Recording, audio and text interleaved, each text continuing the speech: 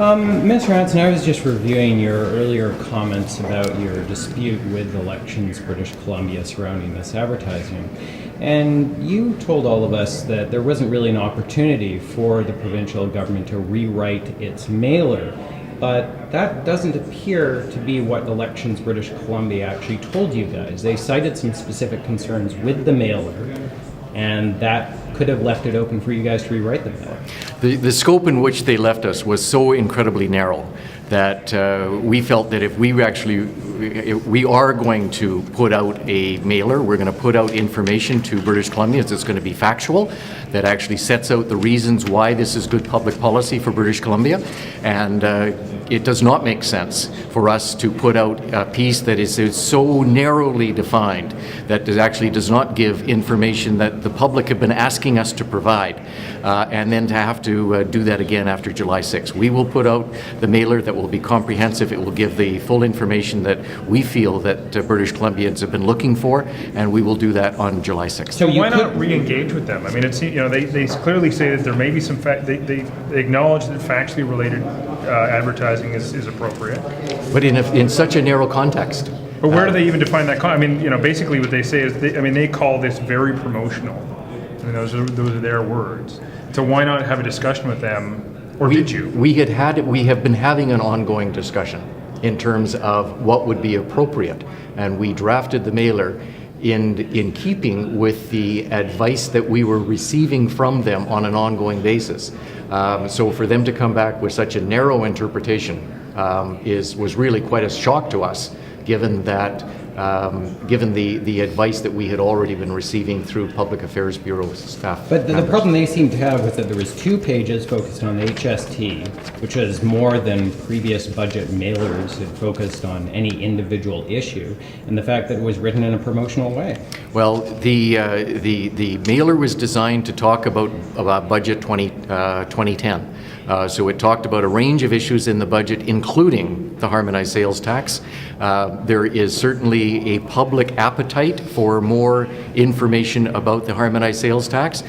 This mailer is certainly not in the same format as the carbon tax mailer, but it's certainly in keeping with the design or the type of information that was provided at that time, and the timing of it that was used at the time of the carbon tax introduction. No. Why not? Because we are not allowed to circulate it in its form. Now, that would be a violation of the direction that's come from them. Now, you said that you need to consult with Elections British Columbia before releasing the earlier communications between Elections British Columbia and the Public Affairs Bureau.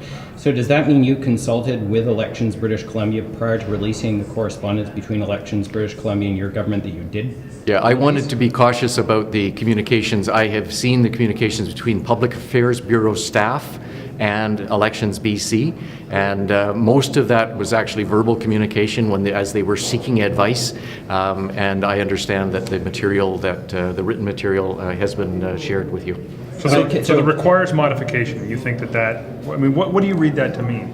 How do you feel they want you to modify this for it to be okay? Well, what they prevent us from doing, in my reading of the letter, is that we would be restricted from actually explaining to British Columbians why this is good public policy. And they're not explicitly saying that. It would leave us with such a narrow scope. We think that's an important message that needs to get out to British Columbians. This will give us the opportunity to do it on July 6th. Last question. You've said that you were surprised at Elections British Columbia's ruling because of the previous communications government had with the Public Affairs Bureau. And yet, it seems that the principal communication that was had was that the intent of that flyer, the key was the intent of that flyer, and whether, in terms of whether or not it violated the Act. And they say that essentially your statements in the legislature made it clear that you were going to violate the Act because the intent of the flyer was around the petition. No, I think I don't know what particular statements I would have made in the legislature that they would be referring to.